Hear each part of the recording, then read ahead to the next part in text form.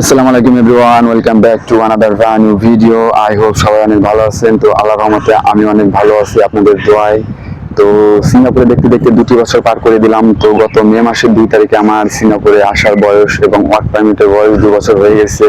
আল্লাহর রহমতে এখানে ভালো আছি আপনাদের দোয়ায়, আল্লাহর রহমতে। তো আজকে যে বিষয়টি নিয়ে কথা বলবো সেটি হচ্ছে, অনেকে অনেক ধরনের প্রশ্ন করেন, যার মধ্যে আজকে একটি কথা বলবো সেটি হচ্ছে আমারই দেখা একজন ব্যক্তি যে মান্থলি বাংলা টাকায় প্রায় 1.5 লক্ষ টাকা ইনকাম করতো, কিন্তু তারা বেশ কয়েকটা নেশা ছিল আমার চোখে দেখা।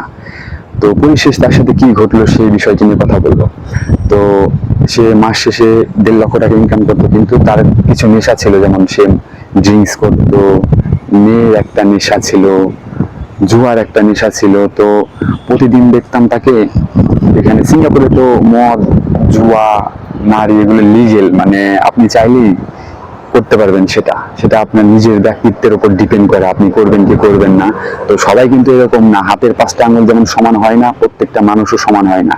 এক একটা মানুষের আল্লাহ এক এক ক্যাটাগরি দিয়ে আল্লাহ পৃথিবীতে পাঠাইছে। তো এক এক মানুষ এক এক রকমের ক্যাটাগরি হয়ে থাকে।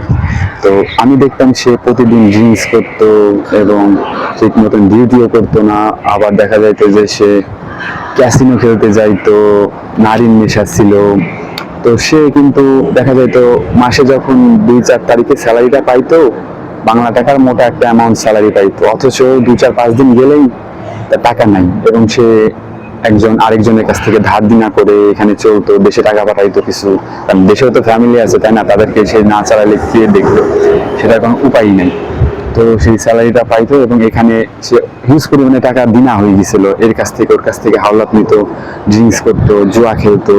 পরিশেষে একটা সময় অনেক মানুষ তার কাছে টাকা পাবে। তো একটা সময় অনেকে মানুষ তার কাছে টাকা চাইলেও সে দিতে পারতেছিল না। এক পর্যায়ে একটা মারামারির সিচুয়েশনে চলে গেল। তো মারামারির সিচুয়েশনে যাওয়ার পরে সিঙ্গাপুরে কিন্তু মারামারিটা পুরোটা ইনলিগেল। মারামারি করলে দেশে পাঠিয়ে দেবে, কোনো কথা হবে না, নো এক্সকিউজ।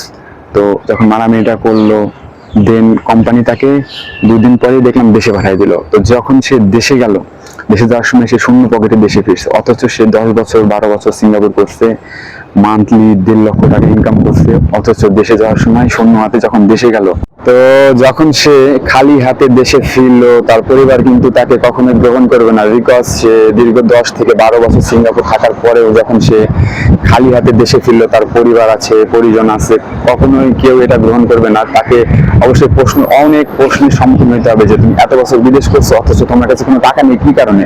তুমি এই টাকাগুলো কি করছো? তখন কিন্তু সে মাথা নিচু করে বলতে হবে, মানে বলতেই পারবে না।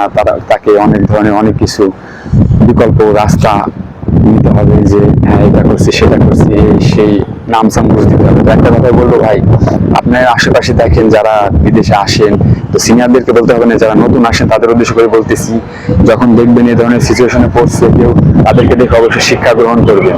তো যদি ভিডিও ভালো লাগে অবশ্যই সাবস্ক্রাইব করবেন আপনাদের।